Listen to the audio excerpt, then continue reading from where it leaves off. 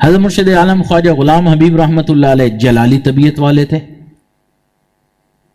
موسوی المشرب تھے، طبیعت میں خوب جلال تھا۔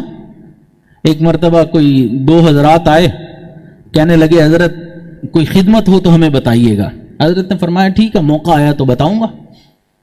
تھوڑی دیر کے بعد دسترخوان لگ گیا، کھانا لگ گیا، اب سب کو بھوک بھی لگ رہی ہے، دسترخوان بھی لگا ہوا ہے۔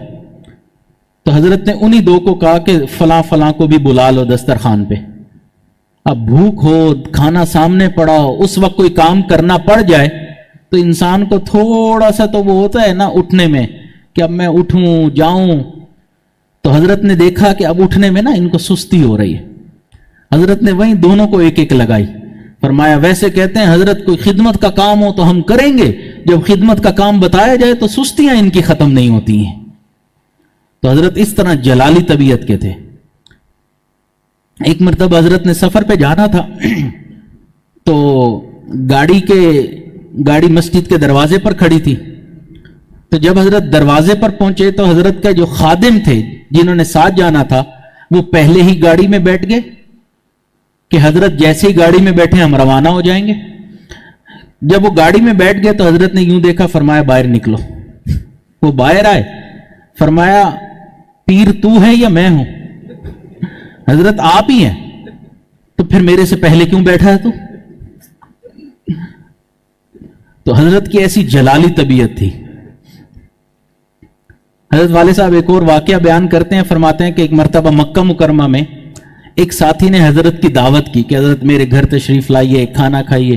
حضرت نے قبول فرما لی۔ تو اب جب دعوت کا وقت آیا تو حضرت اپنے ہوٹل سے چلے، قریب ہی اس کا گھر تھا۔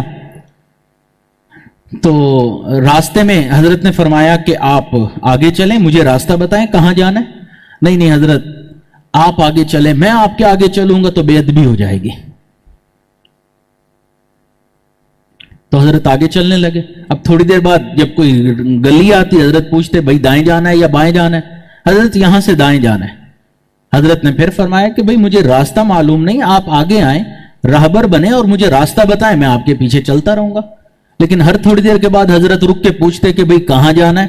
وہ پھر کہتا حضرت یہاں سے یہاں جانا ہے، یہاں سے یہاں جانا۔ اب ایک چوراہے پر پہنچے تو حضرت وہاں کھڑے ہو گئے، فرمایا آگے آؤ۔ نے کہا نہیں حضرت بے ادبی ہو گئی۔ حضرت نے عصا اٹھایا، فرمایا میں پیر ہوں اور مجھے ہر جگہ روک کر پوچھنا پڑتا ہے، تم رہبر ہو تو رہبر کو تو آگے چلنا چاہیے نا۔ تو کئی حضرت کا ایسا جلال تھا کہ حضرت مجمع میں خوب اصلاح فرما دیتے تھے۔ اللہ تعالیٰ نے ایسی جلالی طبیعت عطا فرمائی تھی۔ حضرت والد صاحب فرماتے ہیں کہ اب حضرت کی طبیعت جلالی تھی، میری طبیعت جمالی تھی۔ تو حضرت مجھے باقاعدہ فرمایا کرتے تھے کہ آنے والے لوگ اصلاح کے لیے آئے ہوتے ہیں، ان کو ڈانٹ ڈپٹ کیا کرو۔